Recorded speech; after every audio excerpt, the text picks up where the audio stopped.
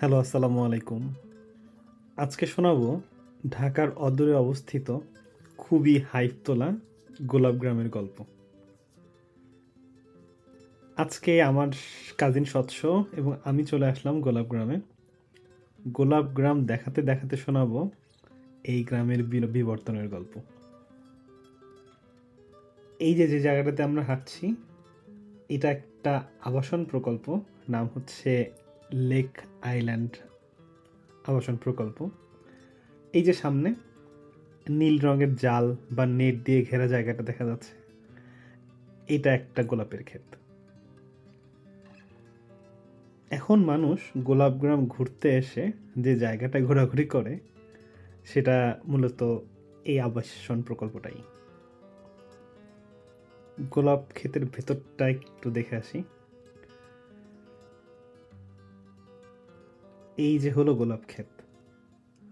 গোলাপের গাছগুলো এখানে দেখতে বেশ ছোট লাগছে হয়তো, কিন্তু আম, গোলাপ গাছগুলো কিন্তু বেশ বয়স্ক। কারণ গোলাপ ফুল কালেক্ট করার সুবিধার্থে এই গাছগুলোকে ছেটে ছোট রাখা হয়। এই যে গাছের কাণ্ড দেখেই বোঝা যাচ্ছে। এবার একটু কাছ থেকে একটা গোলাপ ক্ষেত দেখাই। এই গোলাপের ক্ষেতটা বেশ বড়, এবং এই যে সারি সারি গোলাপ গাছ, এই ক্ষেতটা বেশ পরিচর্যার মধ্যে থাকে বোঝা যাচ্ছে। সব আগাছা পরিষ্কার করা হয়েছে। ওই যে সামনে কয়েকজন শ্রমিক ক্ষেতে কাজ করছে। সামনে ওই যে আরেকটা গোলাপ ক্ষেত দেখা যাচ্ছে, ওই ক্ষেতটা কিন্তু এই ক্ষেতটার মতো এতটা পরিচর্যা পাচ্ছে না। সম্ভবত এর মালিক অন্য কোনো ব্যবসার দিকে বেশি মনোযোগ দিচ্ছেন তার গোলাপ চাষের চেয়েও। এসব যে বলছি, এগুলো বলার পেছনে কারণ আছে। আবার এই যে এই দিকটা দেখাচ্ছি, এই পাশটা দেখানোর পেছনেও কারণ আছে। এই যে সামনে নিচু জলা জায়গাগুলো, বর্ষাকালে এই জমিগুলো অসাধারণ সুন্দর হয়ে ওঠে। এখন অবশ্য কম সুন্দর লাগছে না।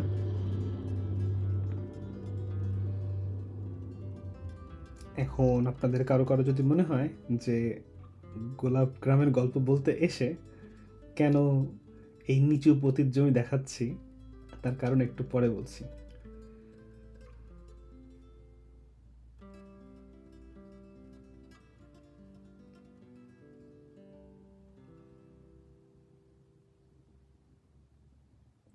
এই যে ডান পাশে একটা ব্রিজ দেখা যাচ্ছে বা কালভার্ট, 5-7 বছর আগে এখান থেকে গোলাপের ক্ষেত শুরু হতো। এরপর এই রাস্তার দুই পাশে প্রায় 2 কিলোমিটার পর্যন্ত শুধুই ছিল গোলাপের ক্ষেত। তখন এই জায়গাটাকে প্রপার গোলাপ গ্রাম মনে হতো। কিন্তু এখন কিন্তু আর সেই আনইন্টারাপ্টেড গোলাপের ক্ষেত আর নেই। এখন মাঝে মাঝে কিছু গোলাপের ক্ষেত, আবার কোথাও কোথাও চাষিরা গোলাপের ক্ষেত পরিষ্কার করে সবজির ক্ষেত বানিয়েছে। এই যে রাস্তার দুপাশে জমি দেখতে পাচ্ছেন, এগুলো সবই ছিল গোলাপের ক্ষেত। জমির স্ট্রাকচার থেকে বোঝা যায়, তাই না, যে এগুলো আসলে ক্ষেত হিসেবে তৈরি করা হয়েছে। এখন সম্ভবত গোলাপ চাষ আর আগের মতো লাভজনক নেই। এই জন্যই হয়তো স্থানীয় চাষিরা গোলাপ চাষ বাদ দিয়ে সবজির চাষ শুরু করেছেন। এই যে ডান পাশে মাদ্রাসা দেখা যাচ্ছে, তারপরে বেশ কিছু বিল্ডিং, ওই যে দূরে একটা 3-4 তলা বিল্ডিং দেখা যাচ্ছে, ওটাই মূলত লেক আইল্যান্ড। মানে এখন মানুষ গোলাপগ্রাম দেখতে এসে যে জায়গাটা ঘুরতে আসে সেইটা। আবার বাম পাশে দেখা যাচ্ছে একটা আবাসন প্রকল্প, এই যে লাল টিনের। 5-7 বছর আগে যে সময়টার কথা বলছি, তখন কিন্তু এগুলো কিছুই ছিল না। শুধু দুই পাশে গোলাপের ক্ষেত আর গোলাপের ক্ষেত, এরকম ছিল। কিন্তু এখন কিন্তু সেরকম নাই। এখন অনেক প্রকল্প হয়েছে, হাউজিং সোসাইটি এখানে এসে জমিও বিক্রি করা শুরু করছে, সরকারি প্রকল্প হয়েছে, মানুষজন এসে থাকতে শুরু করেছে। ওই যে একটা হলুদ সাইনবোর্ড দেখা যাচ্ছে, ওটাই হচ্ছে লেক আইল্যান্ড আবাসন প্রকল্পের সাইনবোর্ড। আর এই পুরো আবাসন প্রকল্পের মধ্যেও বিভিন্ন ছোট ছোট জায়গায় গোলাপের চাষ হচ্ছে। এখন মানুষ মূলত গোলাপরং ঘুরতে এসে এগুলোই ঘুরে যায়, তো ওই দিকটাতেও নিয়ে যাব। আপাতত এই এই যে রাস্তাটা চলে গেছে, এটা সামনে গিয়ে উঠেছে মোস্তাপাড়া নামে একটা জায়গায়। সেখানে হচ্ছে একটা ফুলের হাট বসে। তো সেই ফুলের হাট নিয়েও একটা ভিডিও আমি করেছিলাম বেশ কয়েক বছর আগে। যদি সম্ভব হয় আমি ডিসক্রিপশন বক্সে লিঙ্কটা দিয়ে দিব। আবার আমি যদি ভালো ইউটিউবার বা ভিডিও এডিটর হইতাম, তাহলে হয়তো এই ভিডিওর মধ্যেই ওইটার কিছু ক্লিপস ঢুকাই দিয়ে যে পুরো জিনিসটাকে আরও আকর্ষণীয় এবং মিনিংফুল হিসেবে তৈরি করতে পারতাম। কিন্তু আমার আপাতত এগুলো করতে ইচ্ছা করতেছে না, খুব আলসেমি লাগতেছে। এই এলাকাটাতে গোলাপ চাষ শুরু হয় 90 দশকের শুরুর দিকে। মিরপুরের একজন বাসিন্দা নাম সাবেত আলী, তিনি এই বিরুলিয়া ইউনিয়নে এসে ওই সময় গোলাপের চাষ শুরু করেন। সাভারের এই অঞ্চলের মাটি লাল, তো পতিত লাল মাটিতে গোলাপের উৎপাদন খুব ভালো হচ্ছিল। তো অল্প দিনের মধ্যেই সাবেদ আলীর লাভের পরিমাণ দেখে স্থানীয় মানুষজনও গোলাপের চাষ শুরু করে। কয়েক বছরের মধ্যেই বিরুলিয়া ইউনিয়নের অন্তর্গত শ্যামপুর, সাদুল্লাপুর, বাগনিবাড়ি, মৈস্তাপাড়া এই সবগুলো জায়গা নিয়ে গড়ে ওঠে গোলাপগ্রাম। কিন্তু এই এলাকার গোলাপের ব্যবসা মাত্র 3 দশকের মধ্যেই একটা পুরোপুরি উত্থান ও পতনের চক্র দেখেছে। মানে কোনো ব্যবসায় তো সবসময় ভালোভাবে চলে না, সেটা উত্থান হয়, পরে এক সময় পতন হয় এবং মানুষজন সেই ব্যবসা পরিবর্তন করে। তো এইদিকে এই অঞ্চলটাতে গোলাপের যেই চাষের বিজনেসটা, সেটাও 3 দশকের মধ্যেই একটা পুরা উত্থান পতনের চক্র অতিক্রম করলো বলছি তার কারণ আমি তো অনেক দিন ধরে এই এলাকায় থাকি, তো আমি দেখছি যে গোলাপের চাষের পরিমাণ সিগনিফিক্যান্ট পরিমাণে কমে গেছে এবং পুরো বিষয়টা দেখে যা মনে হচ্ছে যে সময়ের সাথে এটা আরও বেশি কমবে। তো যাই হোক, গোলাপ বাগানের গোলাপ ক্ষেতের গল্পে আবার ফেরত আসি। এই যে এখানে শুধু যে গোলাপের চাষ হতো সেটা না, এখানে গ্লাডিওলাস, জারবেরা এগুলোর চাষও হতো। আপনারা যারা গ্লাডিওলাস ফুলটা চেনেন তারা জানেন এটা অনেকটা রজনীগন্ধার মতো এবং অনেক রঙের হয়, পার্পল, গোলাপি, হলুদ ইত্যাদি, প্রায় অনেকগুলো রঙে হয়। তো যখন চাষিরা এই দিকে গ্লাডিওলাসের চাষ করতেন, তখন হয়তো দেখা যেত যে 30 থেকে 60% একটা জমি বা আরও বেশি, হয়তো 1 একর একটা জমি, তার সেই জমিতে প্রথম দিকে হলুদ গ্লাডিওলাস একসাথে অনেকগুলো, তারপরে হয়তো পার্পল গ্লাডিওলাস, তারপরে পিঙ্ক কালারের গ্লাডিওলাস। তো মনে হতো যে থরে থরে কেউ ফুল সাজিয়ে রেখেছে। এটা অবশ্য, এই সৌন্দর্য অবশ্য দেখা যেত গ্লাডিওলাস কালেক্ট করার ঠিক আগে। যাই হোক, ওই যে শুরুতে রাস্তাটা দেখাচ্ছিলাম, এতক্ষণ তো রাস্তার ডান দিকের একটা বাগান দেখাচ্ছিলাম যেটা বেশ যত্নে আছে। এবার রাস্তার বাম দিকের একটা বাগান দেখাচ্ছি যেটা মোটেও যত্নে নাই। এই যে নিচে অনেক আগাছা, এই সেই। এর পরের জমিটাতেই কিন্তু এখন সবজি চাষ হচ্ছে।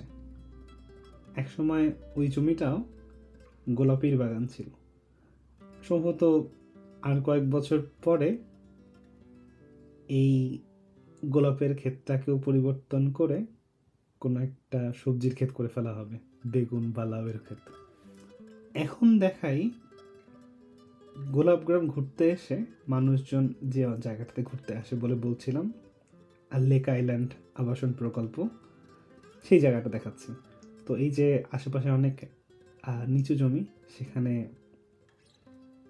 বছরে একটা লম্বা সময় পানি থাকে। সম্ভবত এই পানির মাঝখানে জেগে থাকা জায়গার জন্যই এই প্রকল্পের পরিচালক পক্ষ এটার নাম দিয়েছে লেক আইল্যান্ড। এই যে এখানে যে একটা সাইনবোর্ডের পিছন দিয়ে আমি যাচ্ছি, এখানে আসলে লেক আইল্যান্ড লেখা আছে।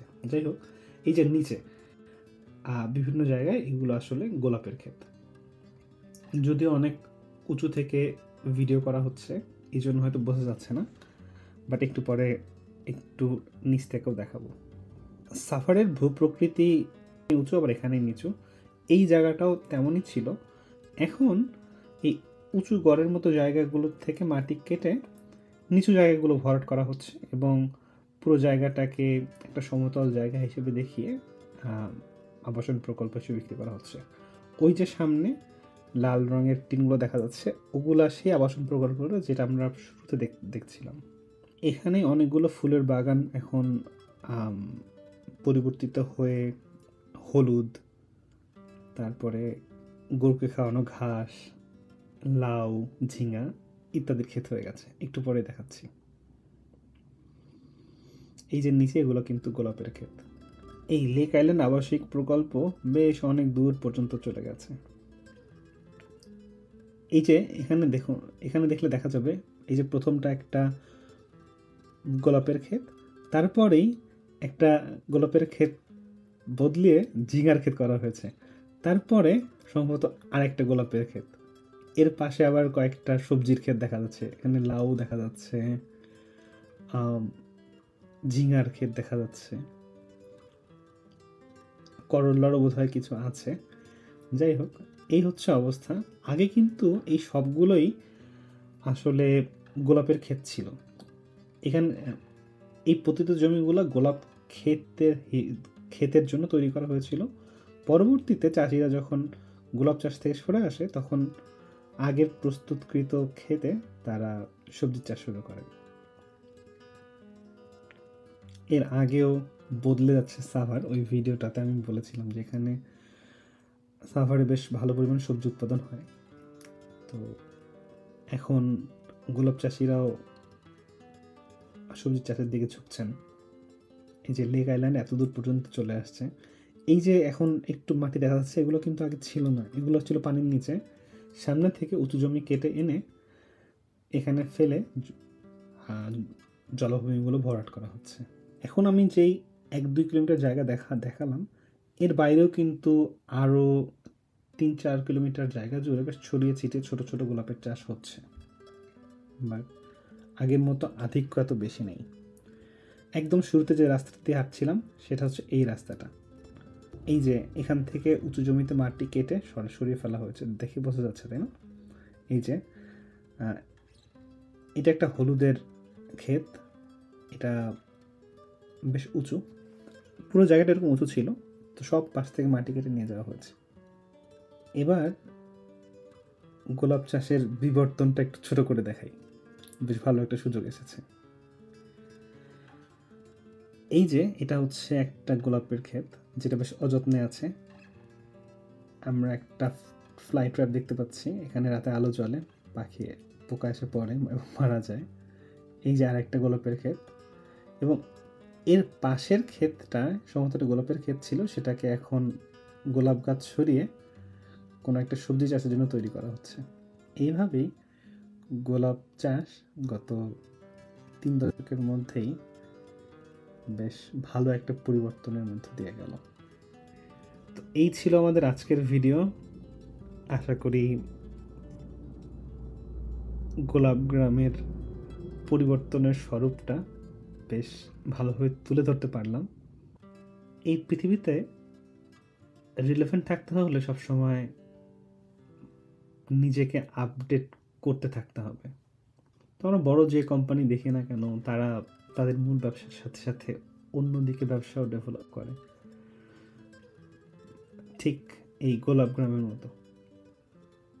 একসময় গোলাপ চাষই ছিল এখানকার প্রধান অর্থনীতি, কিন্তু এখন গোলাপকে ছড়িয়ে জায়গায় করে নিচ্ছে নানা ধরনের সবজির বাণিজ্য। ভালো থাকবেন, দেখা হবে পরের ভিডিওতে। আসসালামু আলাইকুম।